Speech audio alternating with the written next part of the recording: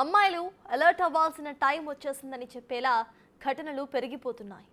ఒక శ్రీవర్షిని, ఒక నాగాంజలి ఘటనలు సమాజంలో జరుగుతున్న వ్యవహారాలకు ఎగ్జాంపుల్స్గా మారుతున్నాయి. అఘోరి మాట విని వెళ్ళిపోయిన శ్రీవర్షిని కథ ఎటు మలుపు తిరుగుతుందో చెప్పలేని పరిస్థితులు.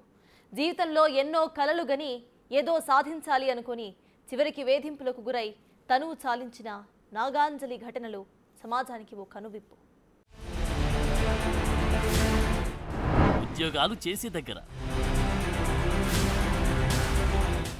కాలేజీల్లో, స్కూళ్లలో,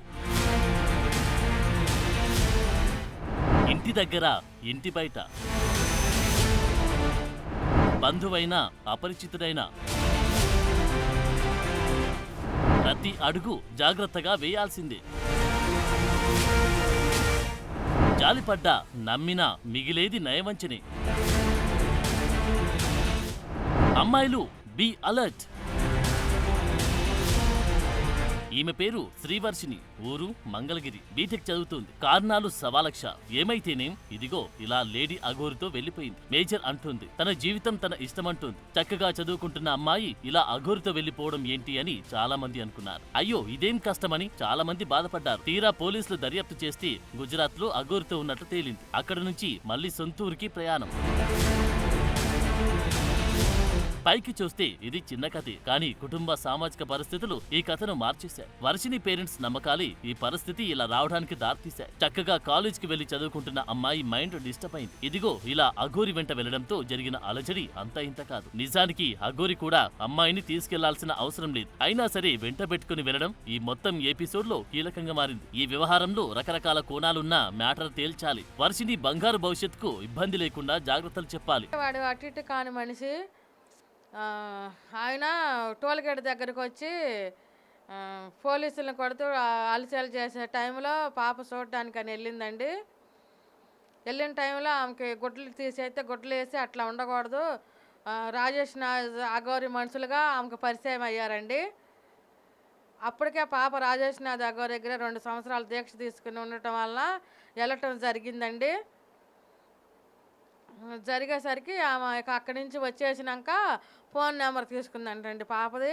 అట్లా కాంట్రాక్ట్లో ఉండి పాపని డ్రాప్ చేసిందండి.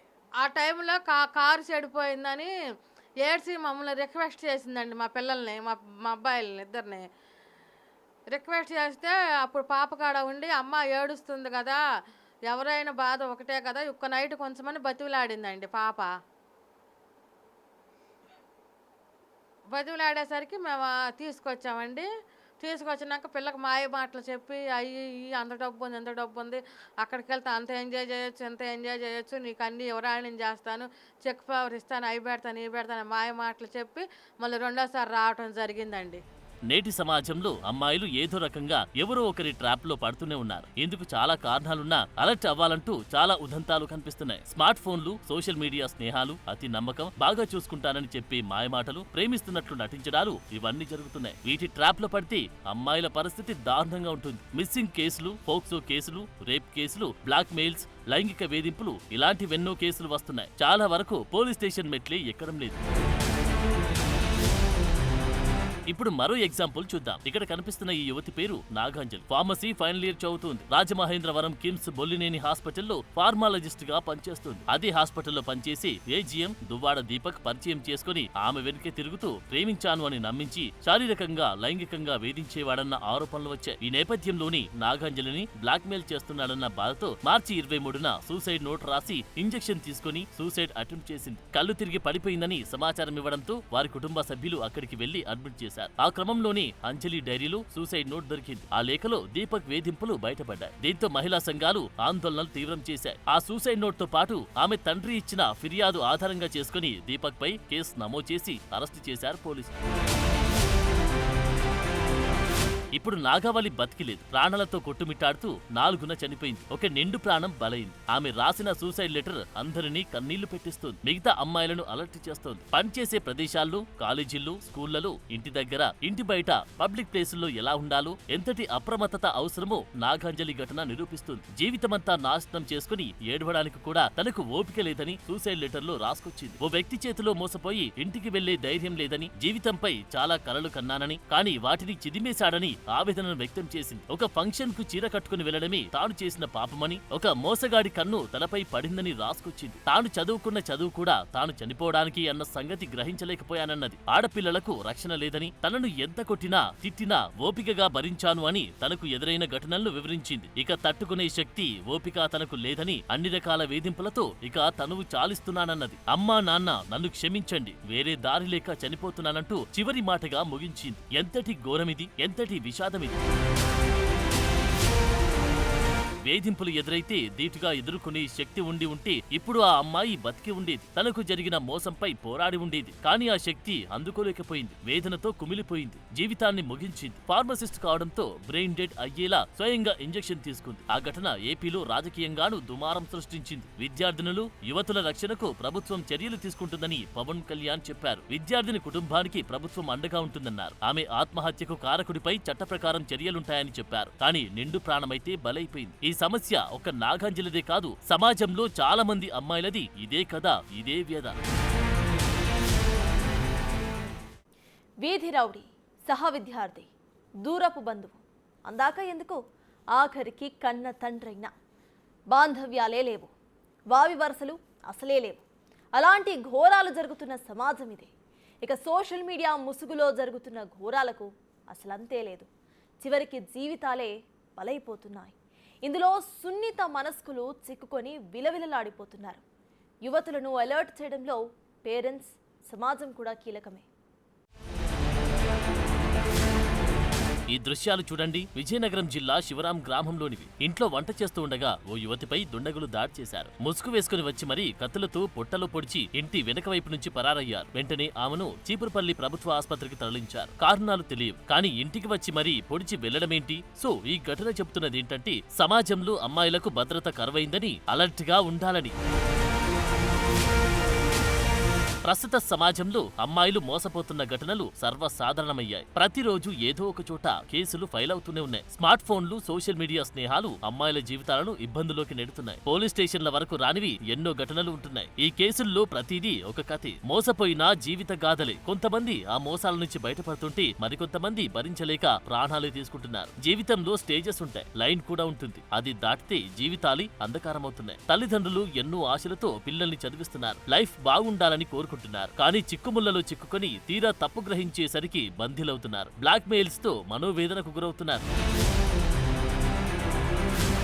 స్నేహాల ముసుగులో నేటి సమాజంలో చాలా ఆకృత్యాలు అమ్మాయిల జీవితాలను ప్రశ్నార్థకం చేస్తున్నాయి. నమ్మితే నట్టేట ముంచే ఘటనలు పెరుగుతూ ఉన్నాయి. కొన్ని సందర్భాల్లో అమ్మాయిలకు అమ్మాయిలే శత్రువులవుతున్నారు. ప్రైవేట్ వీడియోలు బయట పెడతామని బ్లాక్ మెయిల్ చేస్తున్నారు. ఫిబ్రవరిలో ఐపీఎస్ సజ్జనార్ కూడా ఇలాంటి స్నేహం ముసుగులో మోసపోవద్దని అమ్మాయిలను అలర్ట్ చేస్తూ పోస్ట్ పెట్టారు. నమ్మించి నయవంచనకు గురిచేసే మోసగాళ్లు పెరిగిపోతున్నారన్నారు. స్నేహం ముసుగులో జరుగుతున్న దారుణాలను తెలుసుకోలేక అమాయకులైన అమ్మాయిలు నిండా మునుగుతున్నారన్న విషయాన్ని ప్రస్తావించారు. సమాజంలో పైకి మనకు కనిపిస్తున్నవి కొన్ని. తమ పరువు ఎక్కడ పోతుందనే భయంతో పోలీసులకు ఫిర్యాదు చేసేందుకు చాలా మంది ముందుకు రావడం లేదు. ఫ్రెండ్స్ ని ఎంచుకునే విషయంలో బ్లైండ్ గా ఉండొద్దు. స్నేహం వరకే ఉండాలి. పరిధి దాటి ముందుకు వెళ్తే నష్టం, మానసిక క్షోభ ఇవి తప్పవు అన్నది గ్రహించగలగాలి. ఆడపిల్ల అంటేనే సమాజంలో ఎన్నో గుండాలుంటున్నాయి. అన్ని దాటగలగడమే ఇప్పుడు అందరి ముందున్న సవాల్. ఇక సోషల్ మీడియా పరిచయాలను నమ్మకపోవడమే మంచిది. చాటింగ్లతో మొదలైన స్నేహాలు బ్లాక్ మెయిల్ చేయడం దాకా వెళ్తున్నాయి. చివరికి స్నాప్చాట్ వంటి యాప్స్ తో లొకేషన్ తెలుసుకుని మరీ అఘాయిత్యాలు చేస్తున్న కేసులు ఇటీవలి కాలంలో చాలా వెలుగు చూశాయి. ఫేస్బుక్, ఇన్స్టా పరిచయాలు యువతుల మెడకు చుట్టుకుంటున్నాయి. తెలిసి తెలియక సోషల్ మీడియాలో పోస్టులు పెట్టడం, వాటిని కొందరు మార్ఫింగ్ చేయడం, బ్లాక్ మెయిల్ చేయడం, నమ్మకంగా ఉంటూనే నట్టేట ముంచే వ్యక్తులు ఈ సమాజంలోని మన మధ్య తిరుగుతున్నారు. వీటన్నిటి నుంచి పిల్లలకు రక్షణ కావాలి. మరి ఆ రక్షణ ఎలా సాధ్యం? ఎవరు ఎలాంటి జాగ్రత్తలు తీసుకోవాలి? పిల్లలను ఎలా కాపాడుకోవాలి? ఆడపిల్లలపై అఘాయిత్యాలు జరిగాయంటే అది చాలా వరకు తెలిసిన వారి పని. ఎన్సీఆర్బీ డేటా చూస్తే ఈ లెక్కలు అర్థమవుతాయి. దగ్గరి బంధువు, దూర బంధువు అన్న తేడా లేదు. తెలిసిన వాళ్ళే పిల్లలను, యువతుల జీవితాలతో చెలగాటమాడుతున్నారు. పక్కింటి అంకులైనా, ఎదురింటి కుర్రాడైనా, ఆఫీసుల్లో సహా ఉద్యోగి అయినా ఎవరిని నమ్మే పరిస్థితి లేదు. ఎవరిని నమ్మి ఇల్లు దాటి బయటకు పంపే పరిస్థితి అస్సలే కనిపించడం లేదు. సమాజంలో ఎవరు ఎలా ఉంటారో తెలియకపోవడం, తెలిసిన వారే కదా అని నమ్మడం, ఇలాంటి వాటితో ఘోరాలు జరిగిపోతున్నాయి. వీటిపై అవగాహన పెంచాలి. జాలిపడ్డా, నమ్మినా జీవితాలే నాశనమవుతాయి. గద్దల్లా తన్నుకుపోవడానికి చాలా మంది రెడీగా ఉంటున్న రోజులివి. 96.8% అత్యాచార కేసుల్లో నిందితుడు బాధితురాలికి తెలిసిన వ్యక్తే ఉంటున్నాడు. అంటే సమాజంలో పరిస్థితులు ఎలా ఉన్నాయో అర్థం చేసుకోవచ్చు. ఎవరిని నమ్మడానికి లేదు. అందుకే ఆడపిల్లల తల్లిదండ్రులే వారికి మెంటర్గా ఉంటూ సమాజంపై అవగాహన కల్పించాలి. ఈ అఘాయిత్యాల బారి నుంచి తప్పించుకోవాలంటే తల్లిదండ్రులు వారిని అందుకు ముందు నుంచే సిద్ధం చేయాలి. వాటిని సమర్థంగా ఎదుర్కొనేలా పిల్లల్ని తయారు చేయాలంటున్నారు. పార్కులు, ఫ్రెండ్స్ తో బయటకు వెళ్లే అలవాటును చిన్నప్పటి నుంచే దూరం చేయడం, ఇతరులను గుడ్డిగా నమ్మడం ద్వారా ఏర్పడే నష్టాలను అప్పుడప్పుడు చెప్పేలా పేరెంట్స్ చొరవ తీసుకోవాల్సిన పరిస్థితి. ఒంటరిగా ఉన్నప్పుడు పరిచయం లేని వ్యక్తులతో మాట్లాడకూడదని ముందుగానే చెప్పడం ముఖ్యం. ఫేస్బుక్, ఇన్స్టా, స్నాప్చాట్ వంటి సోషల్ మీడియా ప్లాట్ఫామ్లలో వ్యక్తిగత ఫోటోలు, ఫోన్ నెంబర్లు, లొకేషన్ షేర్ చేయడం వంటివి వద్దని ఎప్పటికప్పుడు చెప్తూ ఉండాలి. సోషల్ మీడియా సైట్లలో అపరిచితులను ఫ్రెండ్షిప్ చేసుకోవడం, వారికి రిప్లై ఇవ్వడం అసలే వద్దంటున్నారు. ఎవరిని పడితే వారిని సోషల్ మీడియాలో ఫాలో కాకపోవడమే మంచిది. ఎందుకంటే తెలిసిన వారి నమ్మించి మోసం చేస్తున్న రోజులివి. అలాంటిది తెలియని వ్యక్తుల గురించి నమ్మడం అసాధ్యం. అమ్మాయిల విషయంలో తల్లిదండ్రులు ఏమాత్రం నిర్లక్ష్యం చేయొద్దు. ఉద్యోగాల కోసం హైదరాబాద్ లాంటి నగరాలకు పంపించేటప్పుడు జాగ్రత్తగా ఉండాల్సిందే. వారి రోజువారీ కదలికను అడిగి తెలుసుకోవాల్సిందే. ముఖ్యంగా యువతులు అజ్ఞాత వ్యక్తులతో స్నేహం విషయంలో 1-2 సార్లు ఆలోచించుకోవాల్సిందే. నష్టం జరిగిన తర్వాత బాధపడితే లాభముండదు. ముందే అప్రమత్తంగా ఉండి ట్రాప్ లో పడకుండా బయటపడొచ్చు.